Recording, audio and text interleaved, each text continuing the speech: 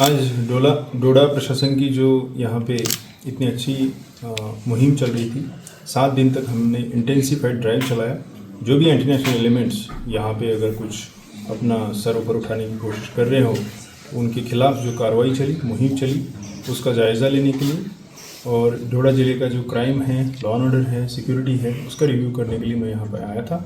आते ही सबसे पहले यहाँ के लोगों से बात की, मुलाकात की। उनको जो यहाँ पे एडमिनिस्ट्रेशन की तरफ से जो काम हो रहा है वो कैसा लग रहा है, कहाँ कहाँ पे और ज़्यादा इम्प्रूवमेंट करने का हमें स्कोप है, उसके बारे में उनसे सजेशंस लिए। लोगों ने खुल के बात बताई, काफ़ी चीज़ों की तारीफ़ की।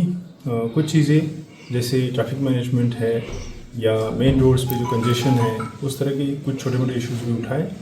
उनके लिए हम आगे स्ट्रैटेजी बना के काम करेंगे और जो यहाँ के डोडा शहर के और दूर दराज के इलाके के जो लोग हैं उनको सारी सहूलियातें पहुँचाने की कोशिश करेंगे। सर, अगर हम बात करें दिल्ली ब्लास्ट के बाद किस तरीके से सिक्योरिटी को देखा जा रहा है, कितने चेक पॉइंट एस्टैब्लिश किए गए हैं डोडा डिस्ट्रिक्ट के अंदर, कि क्या कुछ सिक्योरिटी सिनेरियो है यहाँ पे?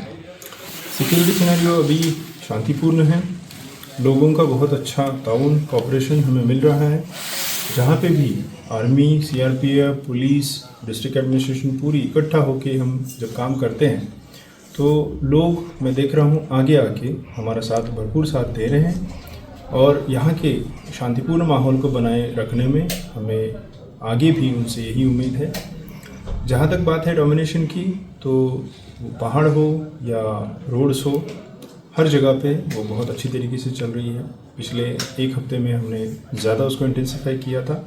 जब जब इस तरह की ज़रूरत पड़ेगी उसको और ज़्यादा इंटेंसिफाइड तरीके से हम करेंगे और हर बार हर नए चैलेंज के साथ हम अपनी सिक्योरिटी की स्ट्रेटेजी को रिव्यू करते हैं।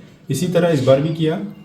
आगे जो जिस तरीके के चैलेंजेस हम देख रहे हैं, आसपास में जो चीज़ें, जो घटनाएं घट रही है, उसके हिसाब से आज हमने सभी ऑफिसर्स में बैठ के डिटेल डिस्कशन किया, अपनी स्ट्रेटेजी को रिव्यू किया।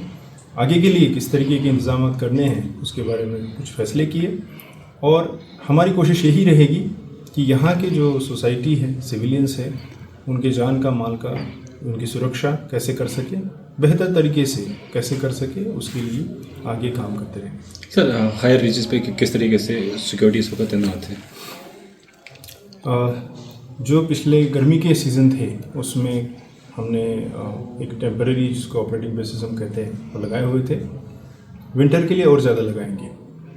जहाँ जहाँ ज़रूरत है, जिन एरियाज़ में हमें लगता है मूवमेंट है, वहाँ और ज़्यादा लगाएंगे और सिक्योरिटी सख्त की जाएगी। कि किश्तवाड़ के छात्रों पे किस तरीके से नज़र है आपकी? जिस तरीके से हमने देखा था कुछ टाइम पहले कि वहाँ पे कुछ मिला था, और उसके बाद किस तरीके से किश्तवाड़ के छात्रों पे सिक्योरिटी है इस टाइम?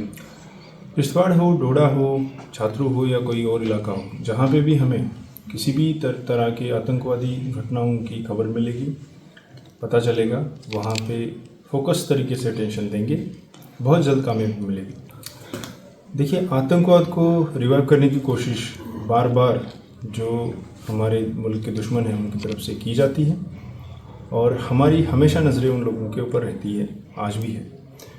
जहाँ तक लोगों को मैसेज देने की बात आपने की, तो मेरी तरफ से मैं डोडा के, किश्तवाड़ के, चिनाब वैली के सभी लोगों को ये रिक्वेस्ट करना चाहूँगा, आह्वान करना चाहूँगा, आपके आसपास में अगर ऐसी कोई भी घटना आपको घटती हुई दिखे, कोई भी ऐसा व्यक्ति दिखे कि वो इस तरह की गतिविधियों में शामिल हो रहा है, हिस्सा ले रहा है, तो आप पहले तुरंत उससे दूर हो जाएं और उसकी सूचना नज़दीकी पुलिस को, जिसके भी ऊपर आपको ट्रस्ट है, उसको आप दे दीजिए। हम आपकी सुरक्षा के लिए यहाँ पे हैं, तो हमें आपकी सुरक्षा करने का बेहतर से बेहतर मौका प्रदान करें।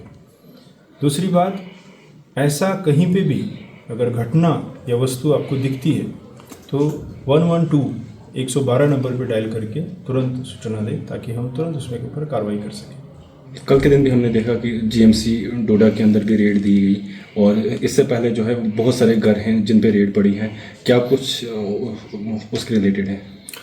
जहाँ पे भी इस तरीके की संदिग्ध घटना, वस्तु, व्यक्ति, उसके बारे में हमें खबर मिलेगी तो जो कानूनी कार्रवाई है उसके तहत उसके ऊपर सर्च करना हो, उसकी पूछताछ करनी हो, वो कार्रवाई आगे भी जारी रहेगी।